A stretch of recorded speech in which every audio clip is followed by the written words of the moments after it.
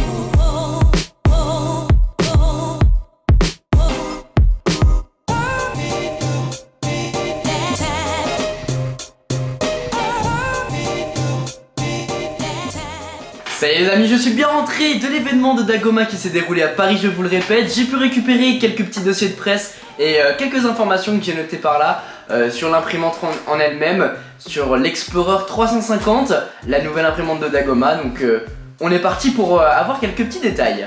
Du coup, la première chose qu'il faut savoir, c'est que c'est une imprimante beaucoup plus grande que la Disco 200, la Discovery 200 de Dagoma. Elle est beaucoup plus grande, elle est plus résistante et elle est plus lourde. Comptez 13 kg pour cette petite machine, donc ça pèse son poids. En plus, vu qu'elle est plus grande, vous allez pouvoir imprimer des matériaux plus grands. C'est un volume d'impression de 350 par 350 par 350 mm.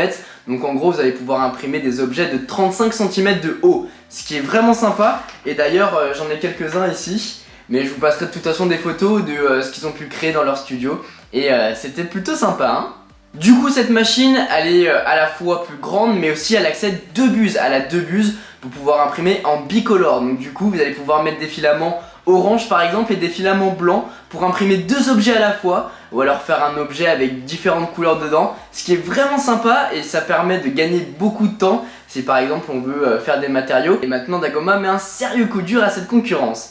Vous allez donc pouvoir imprimer avec des matériaux comme le PLA, l'ABS, le PVA, le nylon, donc ça accepte vraiment tous les matériaux. Mais le plus grand intérêt de cette nouvelle imprimante, c'est son écran de contrôle. Vous allez pouvoir avoir un visuel directement de ce que vous êtes en train d'imprimer.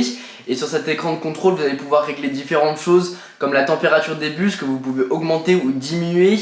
Augmenter la vitesse aussi ou la diminuer tout bêtement.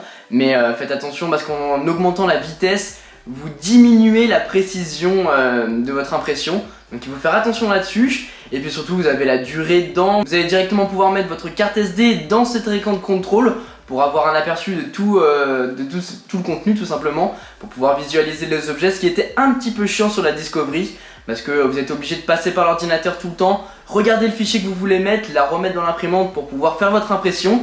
Là vous n'avez plus ce problème là, vous pouvez directement sélectionner les objets directement depuis l'imprimante et vous allez pouvoir même sélectionner deux objets d'un coup. Mais étant donné qu'il y a deux bus, vous allez pouvoir faire deux objets en un seul coup, ce qui est vraiment sympa.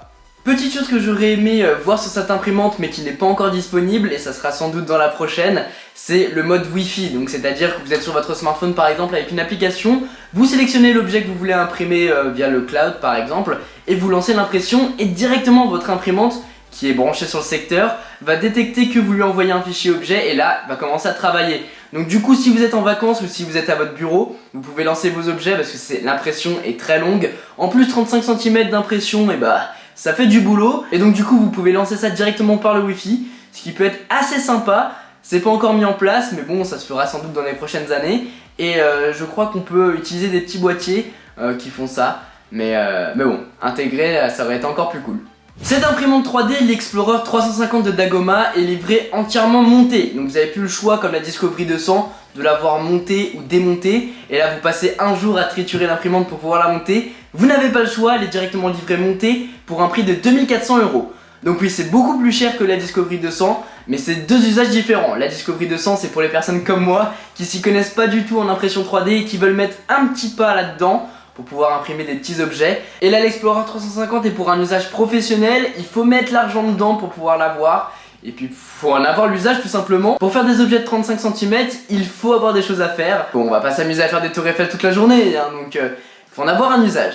Voilà les amis, ce que je peux vous dire sur l'Explorer 350 de Dagoma, leur nouvelle imprimante 3D. J'espère que cette vidéo vous a plu, cette sorte de vlog un petit peu embarqué où je vous explique à la fin tous les petits détails techniques qu'il faut savoir. J'espère que cette vidéo vous a plu, moi ça m'a fait plaisir de monter sur Paris pour aller voir cette nouvelle imprimante et pour vous la faire découvrir. Cette imprimante est d'ores et déjà disponible, donc si vous voulez vous la procurer, vous trouverez un lien dans la description. Je remercie Dagoma sur le passage pour la petite invitation pour aller découvrir cette nouvelle imprimante. En tout cas, si vous voulez aller voir plus de détails, tous les liens seront bien sûr dans la description. Sur ce, c'était Quentin, passez tous une très bonne journée. Tchou!